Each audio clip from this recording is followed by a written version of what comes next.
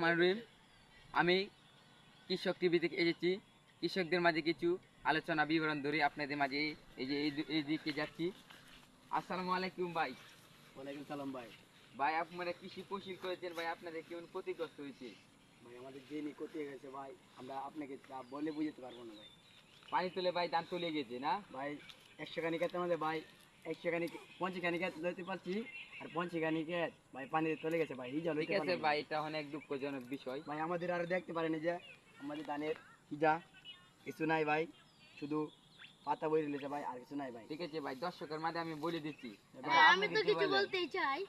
মানে আমাদের পূর্বপুরুষরা এই যে এখানে 100 একর জমি রেখেছিল, তো ওকে দিল 50 একর জমি, আর আমাকে দিল 50 একর জমি। তাই আমরা আজকে আমাদের খারাপ অবস্থা দেখে ও আর টানতে পারলো না। ও আপনাদের সামনে নেমে গেছে মাঠে। ও ভাই বিদেশ থেকে এসেছে ভাই। ঠিক আছে ভাই, বলেন। ভিডিও দেখে আমি চলে আসি, তাদেরকে সাহায্য করতে পারছি, বুঝছেন? আপনি কি সাহায্য করবেন আমাদেরকে? ঠিক আছে ইনশাল্লাহ। হ্যালো দর্শক বন্ধুরা, আপনারা যেমন পারেন ওদেরকে সাহায্য করেন। দেশের পরিস্থিতি অনেক খারাপ, পানি তলে অনেক, দেখেন এই যে অনেক ধান তলিয়ে গেছে। কৃষক টিভি থেকে আপনাদের কিছু সাহায্য করতে চাই, আর দর্শকরা যারা সাহায্য করবেন ওদেরকে সাহায্য করার সুযোগ করে দিবেন।